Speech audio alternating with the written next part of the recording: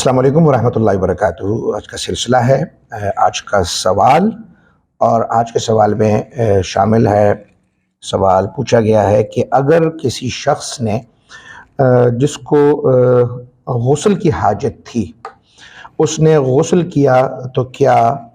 غسل کرنے کے بعد اس کو دوبارہ وضو کرنے کی ضرورت ہوگی، یا وہ اس غسل سے ہی اپنی نماز جو ہے وہ ادا کر سکتا ہے؟ جی جناب، حکم یہ ہے کہ اگر جنابت کے باعث غسل کی حاجت درپیش ہے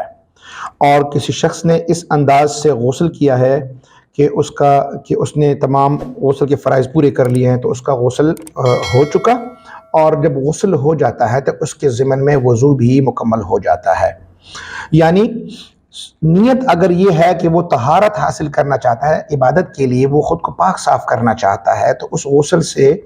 وضو بھی ادا ہو جاتا ہے، دوبارہ وضو کرنے کی ضرورت نہیں رہتی۔ لیکن اگر ابراد حاصل کرنا ہے، سخت گرمی کا موسم ہے اور کوئی شخص اس نیت سے گیا ہے کہ وہ خود پر پانی انڈیلے اور گرمی کی حدت کو کم کرے، تو اس وقت اس کی نیت جو ہے وہ ٹھنڈک حاصل کرنے کے لیے، تو اس صورت میں اس کے لیے یہی مناسب ہے کہ وہ دوبارہ وضو بھی کا اہتمام بھی کرے۔ اب رہی وہ صورت کہ جس میں غسل کا اہتمام طہارت کے لیے کیا گیا اور وضو بھی اس کے ضمن میں آ گیا، تو بعض افراد یہ کہتے ہیں کہ اس میں مسح نہیں ہوا، اس وجہ سے شاید وضو نہیں ہوگا۔ تو واضح رہے کہ مسح کا حکم جو ہے وہ سیکنڈری ہے۔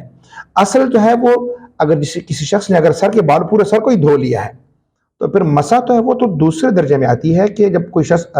اپنے سر کو مکمل نہیں دھو پا رہا تو اس کا قائم مقام مسح ہوتا ہے، اور تو جس شخص نے مکمل سر کو ہی دھو لیا ہے تو اس کو دوبارہ مسح کرنے کی ضرورت بھی نہیں رہتی، اس لیے اس کا وضو بھی ہو چکا ہے، اور وہ غسل کرنے کے بعد باقاعدہ نماز بھی جو ہے اسی غسل کے ساتھ جو ہے وہ ادا کر سکتا ہے۔